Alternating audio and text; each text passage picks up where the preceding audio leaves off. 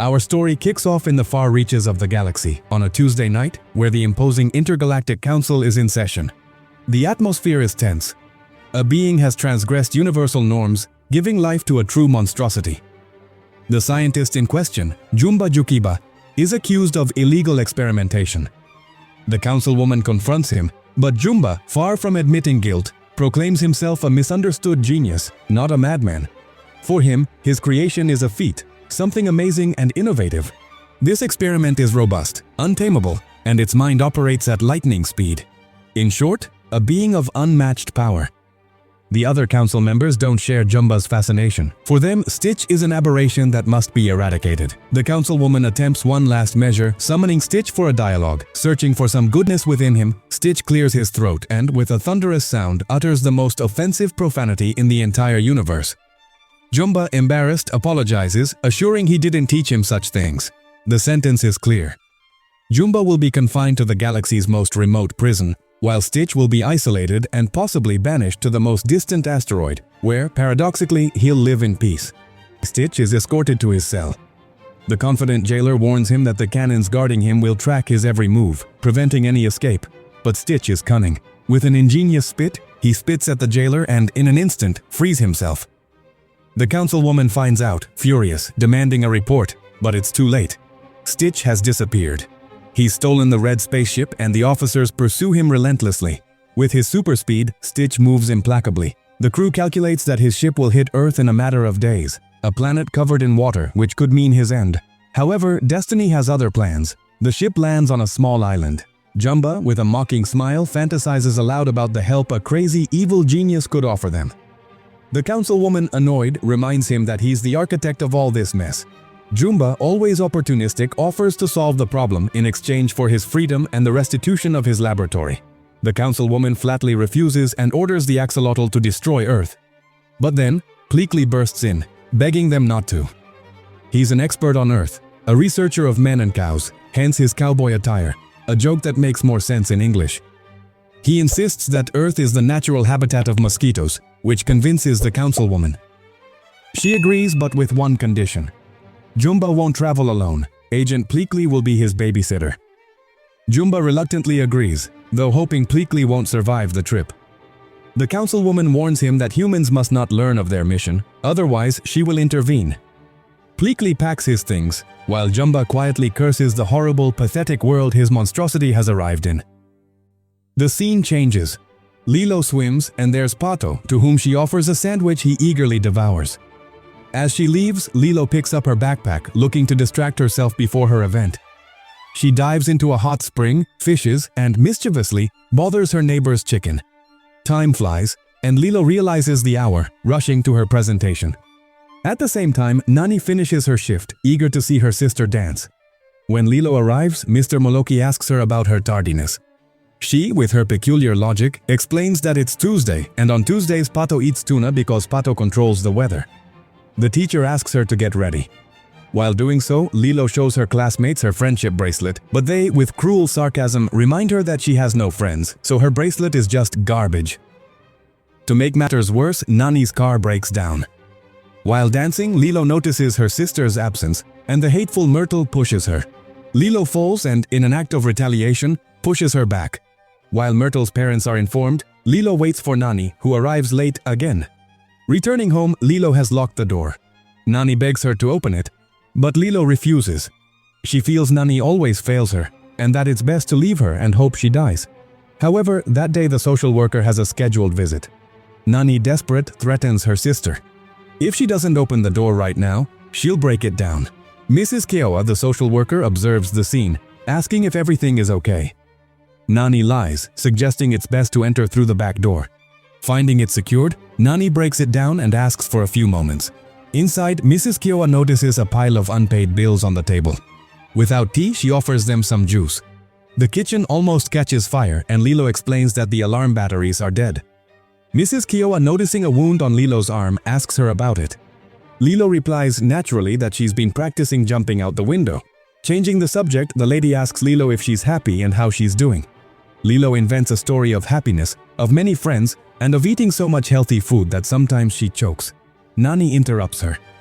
Mrs. Kiowa, knowing the situation, tells Nani that she knows what she's trying to do, but Lilo needs a better environment to grow up in. Nani, barely of legal age, has a heavy burden. However, Mrs. Kiowa recognizes Nani's strength and focus. She hands her some documents. The house must be spotless and the refrigerator full. All bills must be paid, and she must apply for Social Security for herself and Lilo. As the lady leaves, Nani, in a low voice, murmurs that Lilo now needs Social Security because she was going to kill her.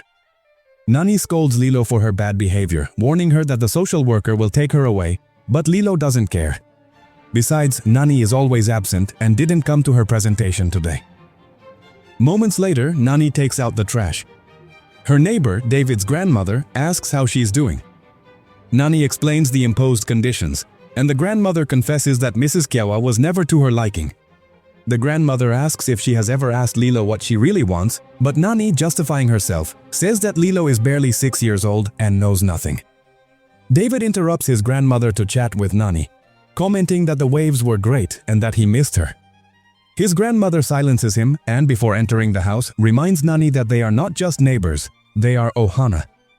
Meanwhile, in space, Stitch rests in the ship. He's told he needs to check the engines, but he angrily hits the ship. Red lights flash, announcing that his ship will hit Earth. After this quarrel, Nani brings Lilo sandwiches, but she doesn't like the food. Lilo asks Nani if she's bad, and Nani assures her she's not. That maybe some classmates, teachers, or strange people think so, but she doesn't. Everyone makes mistakes, but it's up to you to change. Lilo confesses to hitting her classmate, something Nani already knew. Nani assures her that no matter what, she'll always be her sister and will love her with all her heart, that no one in this world will separate them. Looking at the ceiling, Lilo asks if she remembers the stars they put up. Nani nods, and Lilo confesses that she likes her more as a sister than as a mother. At that moment, they see a shooting star. Lilo, excited, asks Nani to move aside to make a wish. She starts praying, asking for a friend, a real friend who won't run away from her, an angel, the most beautiful one God could have. Stitch emerges from his ship and runs into a frog. He threatens it, but when he tries to touch it, he gets an electric shock. Meanwhile, Jumba elsewhere tries to get rid of Pleakley, manipulating a device that electrocutes Stitch. Pleakley warns him that this device can reveal Stitch's location. Stitch tries to remove it, without success. To free himself, he takes 2 wires and electrocutes himself, achieving his goal. Free at last, he realizes there's a party nearby. He smells the cake and steals a car. Upon arriving, the little blue scoundrel interrupts the celebration, and the bride and guests try to catch him. Jumba and Pleakley desperately look for a way to locate him. Finally, they find him and decide to land on Earth. Stitch, happy, fulfills his purpose, enjoying the cake. At that moment, a car passes, gets distracted by the ship, and runs over Stitch. The next day, Pleakley explains vacations to Jumba. Once a year, humans rest and migrate to see the summer sun and have fun. To find 626, it's best to blend in with the crowd. They have a cloning device. First, they must be cautious and look for possible candidates. Upon finding them, they clone themselves, but being different, they're not used to walking that way. They arrive at the hotel check-in and the attendant asks them where they're from. Jumba, without hesitation, replies that they are from Earth. At the animal shelter, workers take Stitch to the adoption area, unaware that a 6-legged dog exists. At the lodging, Jumba expresses his repulsion for humans. Pleakley agrees, adding that every time an asteroid hits their planet, they have to start over. Pleakley wants to have fun, but Jumba doesn't. He takes his weapon and creates a portal to find 626. Pleakley stops him, reminding him of the Grand Councilwoman's warnings about humans. But they don't notice the guy in front of them, who always drops his ice cream. For now, it's best to blend in with humans. As they descend in an elevator, they hear on the news about a monstrous creature that caused havoc at a party. Now they know where to go. Back with Lilo, she's with her grandmother. That day she's going to adopt a dog. Her grandmother lets her go to the shelter, warning her that if anyone tries to hurt her, she should use her pepper spray. At the shelter, Stitch wakes up and asks the other dogs for help. But they don't understand him. With a kick, he breaks his cage. When Lilo arrives at the shelter, the attendant lets her in, but forbids her from giving sweets to the animals. Lilo argues that sweets make them happy, but the attendant explains that, in reality, they cause diarrhea. As she leaves, Stitch sees a cake and eats it. Jumba attacks him, and Stitch decides to hide.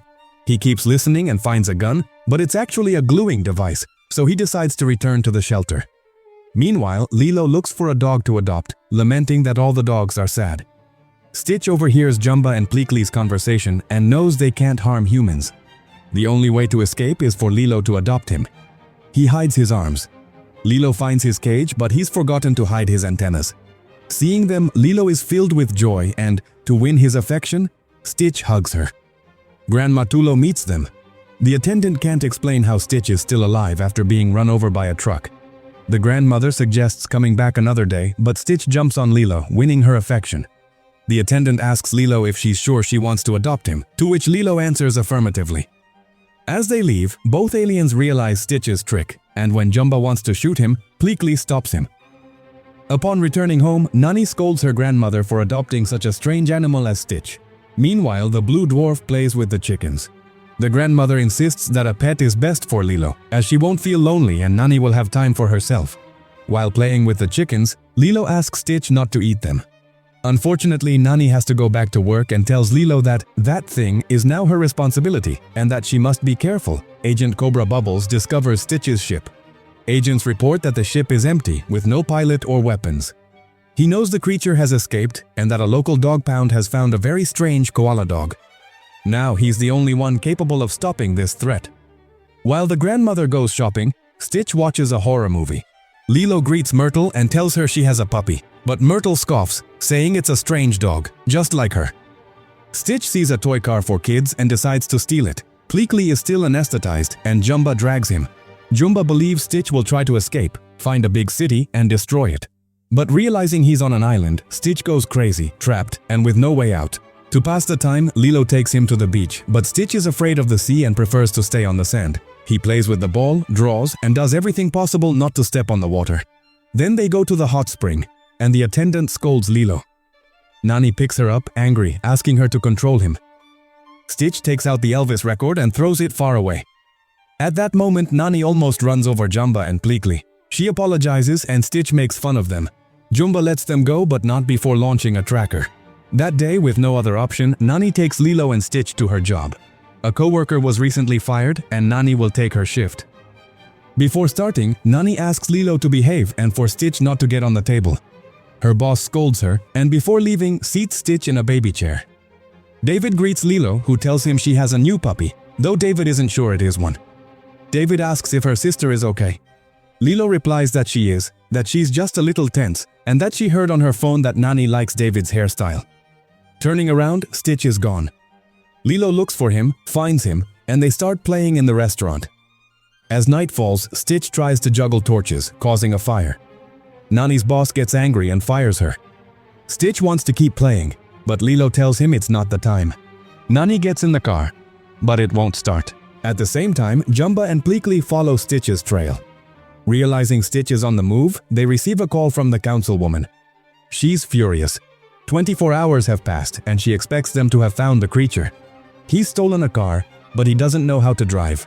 The councilwoman, angry, wonders if they still have time to destroy the planet. The axolotl tells her yes, his finger is near the trigger, but the councilwoman clarifies it's a joke and that he's adorable despite being a psychopath. Back, Lilo thinks Nani didn't like that job anyway, but Nani silences her, insisting they must clean and hoping her mutant dog won't make a mess. Elsewhere, Agent Cobra Bubbles spies on the Pelikai. Nani talks to the pound manager, explaining they're not prepared for such a disastrous pet as Stitch. Lilo apologizes for Stitch's behavior, arguing he's just exploring his new home, like any pet. But Nani tells her that thing isn't a dog, and she'll get rid of him.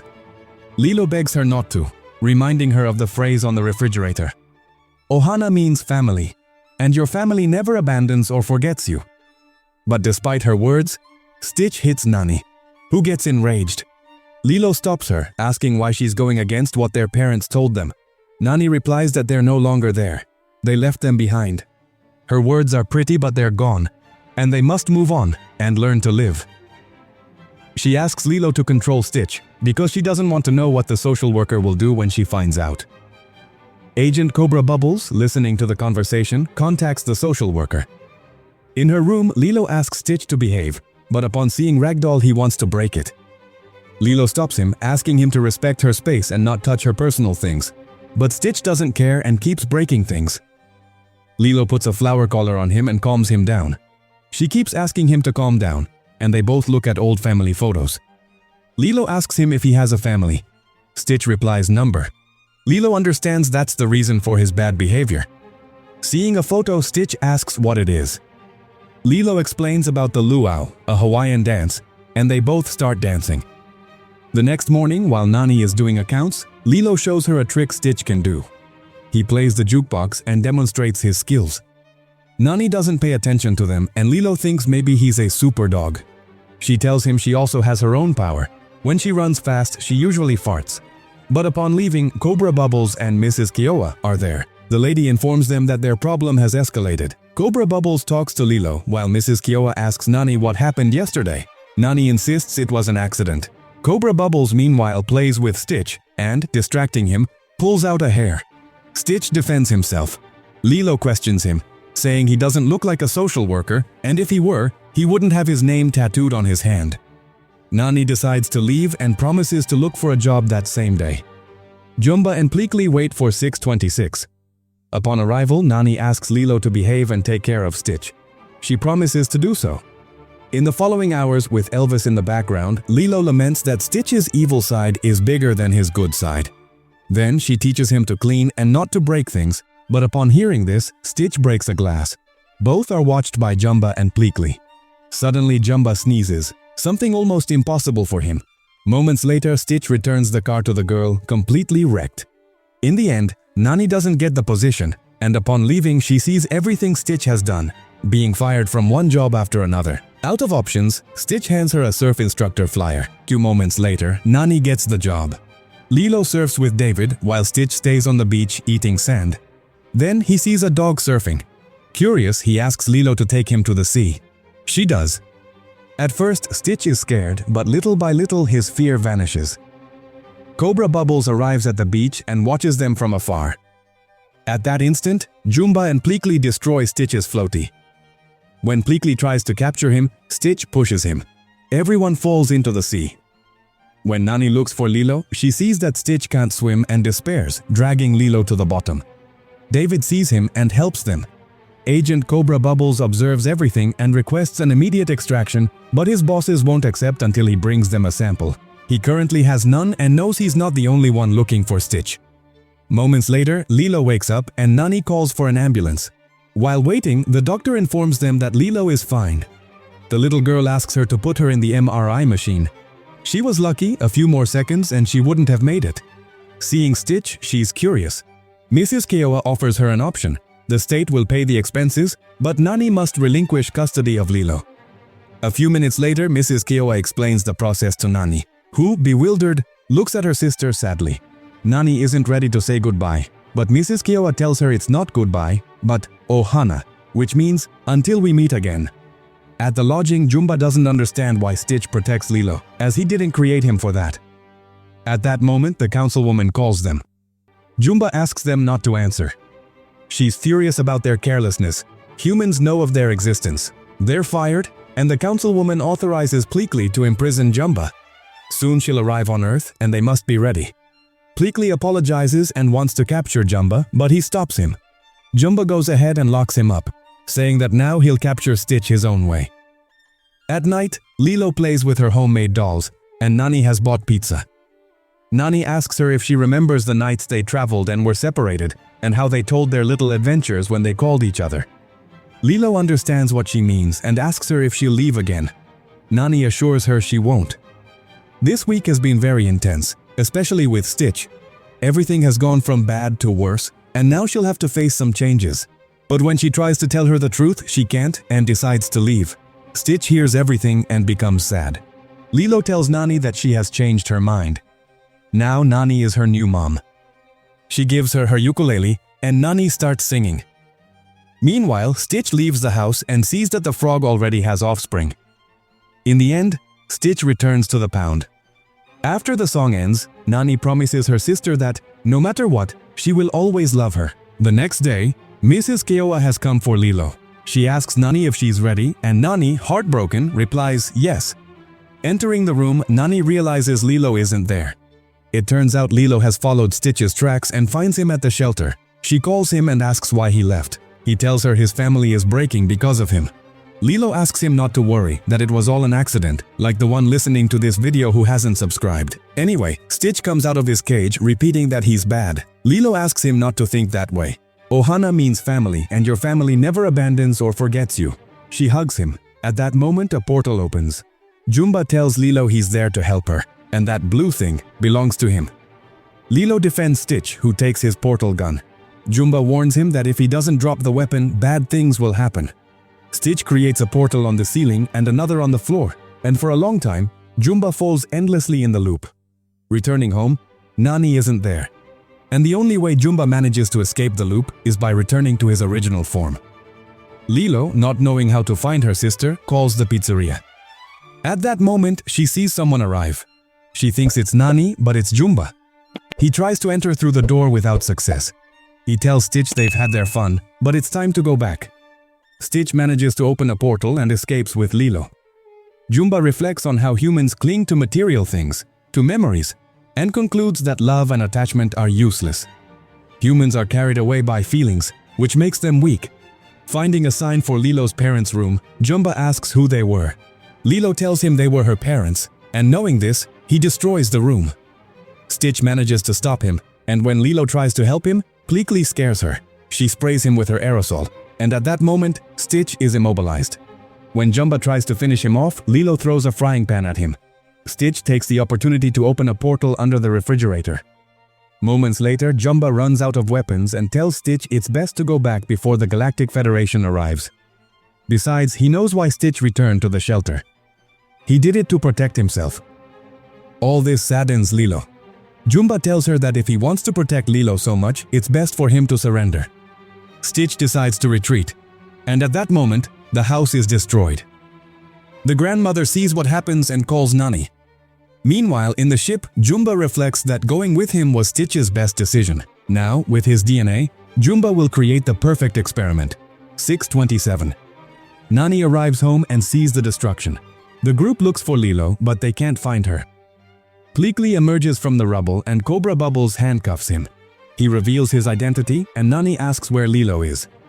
Again on the ship, Jumba monologues, saying that the Grand Councilwoman will not be able to see the perfection of his actions.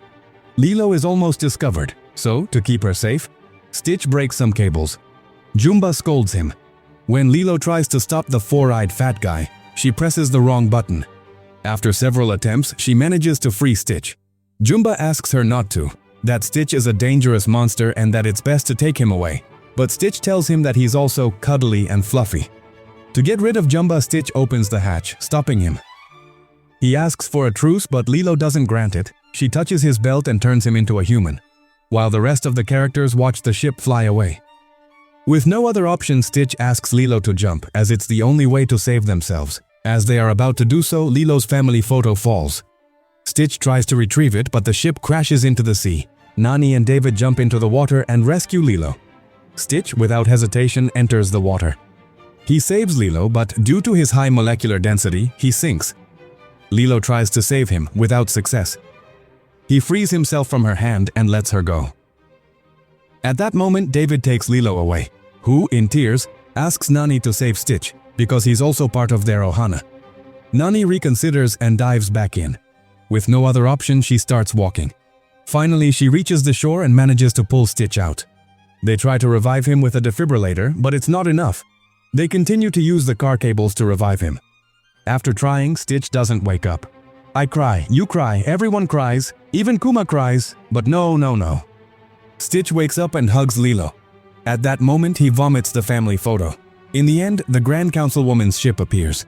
She says she's there to take the dangerous experiment and asks them to detain Stitch. Lilo begs them to release him, but she refuses. The Grand Councilwoman apologizes for all the problems caused and informs them that the responsible party will be imprisoned. Jumba is pulled out of the sea and curses the Councilwoman. As the Councilwoman continues her monologue, Stitch interrupts her and asks if he can say goodbye. The Councilwoman, intrigued, asks who these people are. Stitch tells them it's his family, that he found them himself, that it's small and broken, but still good. Okay, cringe moment. Anyway, the Councilwoman is moved, and Pleakley asks if he can leave Stitch with his new family. She refuses, as an agent must stay to watch over him. Agent Cobra Bubbles intervenes, saying he'll take care of it, and promises to do everything possible to keep their secret. The councilwoman accepts, recognizing that humans are interesting beings who have shown kindness towards such a harmful creature. Experiment 626 will continue his sentence of exile, a sentence he will now serve on Earth. Upon returning home, Mrs. Kiowa has a surprise. Since their house is destroyed and their dog is an alien, little Lilo will stay with them. Also, it's time for Nani to continue with her life. Lilo accepts all this and tells her sister that she should be a Marine. Nani reflects that everything is complicated, but after all this journey, this was what her parents wanted for her. Everyone hugs, and Lilo tells her sister that she hopes she learns to cook in college. And so this movie ends.